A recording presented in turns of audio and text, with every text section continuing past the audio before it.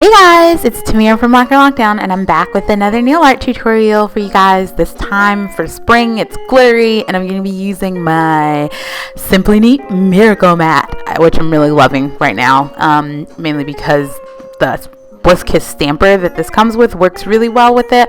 I'm just putting down a layer of clear polish since this is going to be the base for all of the decals that I'm creating for this nail art today. So this is like just Revlon clear nail polish. I highly recommend against using a fast shine top coat because the peel off will be really bad with it.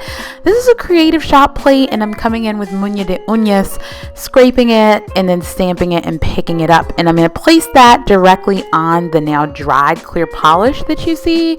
This is the Bliss Kiss stamper that I was talking about. Because it's so sticky, the combination of the mat and the stamper allows me to kind of not pick up the actual clear polish when I use this mat with it. So I'm coming in now, and this is Painted Polish by Lexi. Champagne O'Clock. That's probably not, yes, Champagne O'Clock. And it's from her winter edition. If you've seen my if you follow me on Instagram, you might have seen me like swatch this. It's such a beautiful polish. And I'm just using this to go in and create some of these accented abstract leaves. And now I'm also going to be using Fun Lacquer. And this is from one of Simply Nail Logical's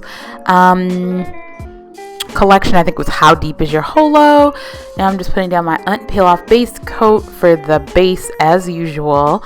And once I have this on and it's totally dry, then I will go ahead and put down a base color so that because I don't want my nails to be peeking through, and I also kind of wanted everything to be sort of greenish in the mix. So this is actually one of Essie's new polishes for spring 2017, and I'm blanking on the name, but per usual, all of the info will be for the products that I use will be below in the info box. So this one actually goes on a little streaky but levels out in like 2 coats. I really love it. It's somewhere between a cross of this lemon yellow and green, and it works really well with the color palette that I chose for this nail art. So once I have that on and it's totally dry, then I'm just going to put a little posh down for the base so that first of all my decals will stick to it nicely, but also so that I have a nice smooth surface on which to place my nail art. So I'm just scraping up, or I'm using tweezers to kind of pick up the decal that I now created. I'm trying to be careful because you can rip your decal if you're not careful, and then that sort of creates a little bit of problems for you. So I'm just peeling it ultra slowly so I don't rip it, but it comes off and it's really perfect pretty much.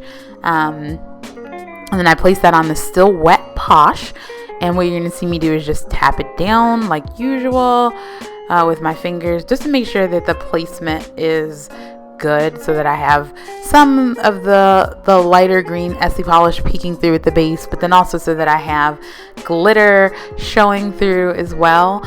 And this combination, when I'm finished, you'll see it's really beautiful. But for now, I'm just pressing it in and also making sure the edges get kind of nicely attached to the base of the nail. So now I'm happy with that. So I'm going to start trimming off the excess of this decal, just to make sure that I have a nice fit across my nail. I always leave a little bit of an overhang because when at the edge, because then when I go into sort of like adhere the decal down with acetone and make sure all the edges fit, that's how I keep the bottom from sort of like over time like chipping directly off, is by sealing it but putting a tiny little overhang under my actual nail.